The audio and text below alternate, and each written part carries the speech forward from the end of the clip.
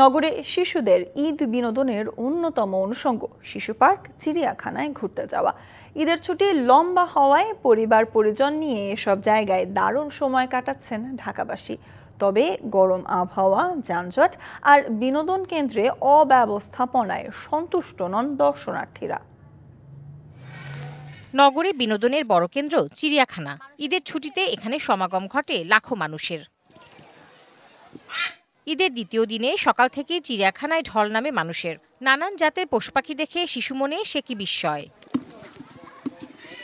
এভাবেই বইয়ের পাতার পশু পাখির সাথে শিশুদের পরিচিত করানোর চেষ্টা। একটু অবসরে তাদেরকে নিয়ে আসি যাতে আমরা ফিজিক্যালি বা বাচ্চাদেরকে পশুগুলো পাখিগুলো দেখাতে পারি। শিক্ষণীয় জায়গা ছেলে লেখাপড়া করে জানবে, বাস্তবে দেখবে। ছোটবেলা আমরা যখন আসছিলাম তখন বাঘ বলেন, হরিণ বলেন, কুমির বলেন, জাতীয় যে পশু পাখিগুলি ছিল পরিমাণে বেশি ছিল, এখন পরিমাণে খুবই কম।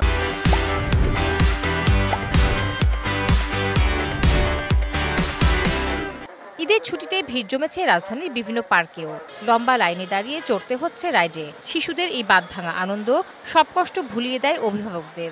আমি নৌকায় উঠবো, দোলনায় উঠবো, রাইডে চড়ছে। আমার 2টা রাইড বাকি আছে, সবগুলা রাইডে চড়বো। তবে প্রখর রোদ আর তীব্র গরমে কিছুটা কষ্ট পেতে হয় শিশুদের। লাইনে দাঁড়াতে 100 জনের পিছনে দাঁড়াতে হয়, কিন্তু রাইডের সময় হলেও 2 মিনিট 1 মিনিট। জানতাম যে এখানে ভিড়টা যথেষ্ট পরিমাণ বেশি, তারপরও আলহামদুলিল্লাহ সবকিছুর জন্য যে অ্যাটলিস্ট বাচ্চা আনন্দ পাচ্ছে। ওর 2.5 বছরের ক্যারিয়ারে মনে হয় এতটা, ওই জীবনে এতটা খুশি হয়নি, আজকে ও যতটা খুশি হয়েছে। ছুটির আগামী কয়েকটা দিন এমনই মুখরিত থাকবে বিনোদন কেন্দ্রগুলো। Tahsina Jessy, DBC news, Dhaka.